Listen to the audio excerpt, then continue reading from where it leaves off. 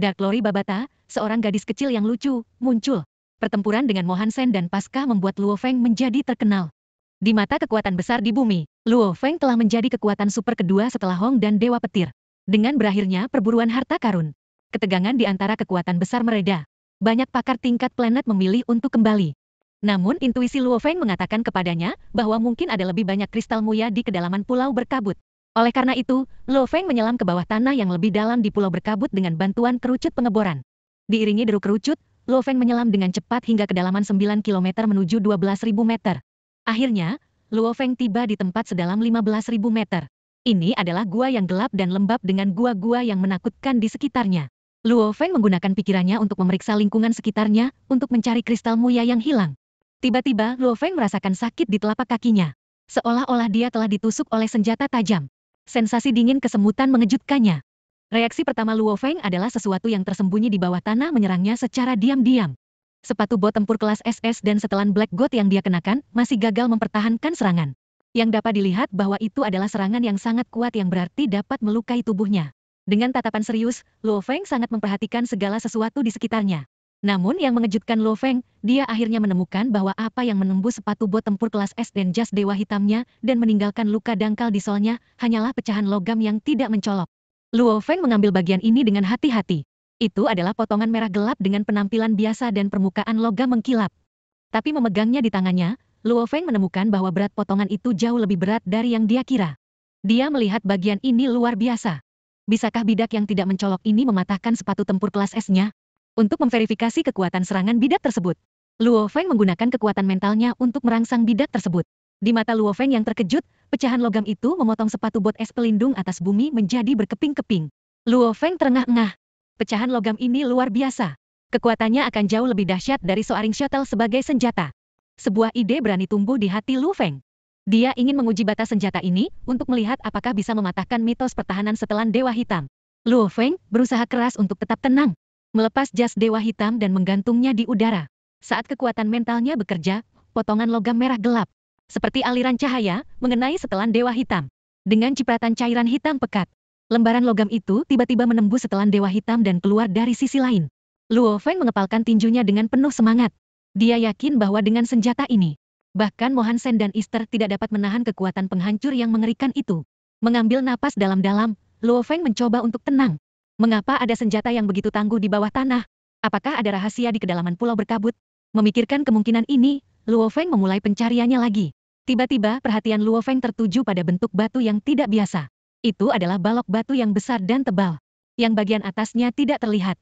Tiba-tiba ada depresi di batu, menunjukkan pintu besi setengah terbuka. Luo Feng menatap gerbang kuno di depannya. Hatinya dipenuhi kegembiraan. Dia tahu pasti ada peninggalan kuno di depannya. Dan itu adalah peninggalan kuno dari peradaban alien. Luo Feng memasuki gerbang logam dengan waspada.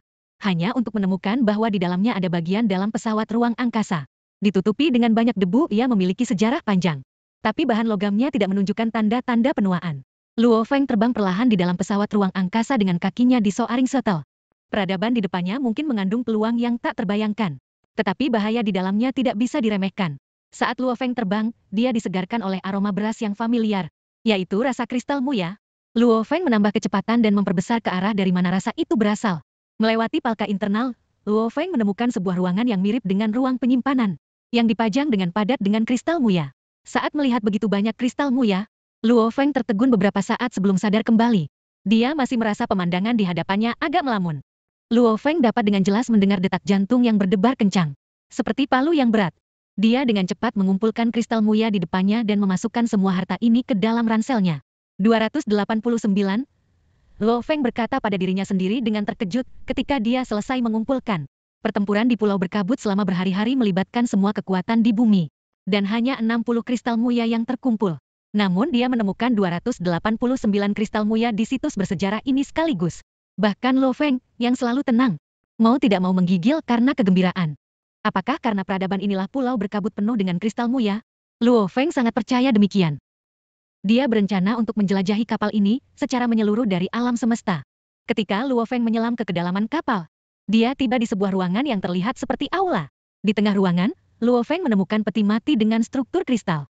Setelah pemeriksaan yang cermat, Luo Feng memastikan bahwa tidak ada vitalitas dalam peti kristal. Jadi dia mengumpulkan keberaniannya dan melihat sekilas ke dalam peti kristal. Tapi hanya sekilas saja membuat Luo Feng membatu. Mayat tergeletak di peti mati kristal, yang beberapa kali lebih besar dari tubuh manusia. Kulitnya seputih batu giok, dan wajahnya agak mirip dengan wajah manusia. Vitalitasnya telah menghilang, tetapi matanya terbuka lebar. Hanya dengan melihatnya, Luo Feng tercengang. Seperti semut yang menatap naga yang sedang tidur. Rasa tekanan melumpuhkan Luo Feng untuk waktu yang singkat. Sesaat kemudian, Luo Feng lolos dari rasa penindasan yang ekstrim.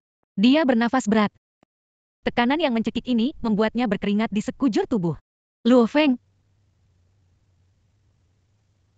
akhirnya di sini. Suara tiba-tiba di ruangan kosong, hampir membuat Luo Feng ketakutan setengah mati. Dia mengeluarkan pisau lempar, matanya yang tajam mengikuti arah sosok itu. Seorang gadis kecil. Orang yang muncul di hadapannya di luar dugaannya. Ini adalah seorang gadis yang mengenakan baju besi berteknologi tinggi. Armor neon di tubuhnya sepertinya mengandung bintang kosmik. Wajahnya sempurna, dan dia memiliki senyum cerah di mulutnya.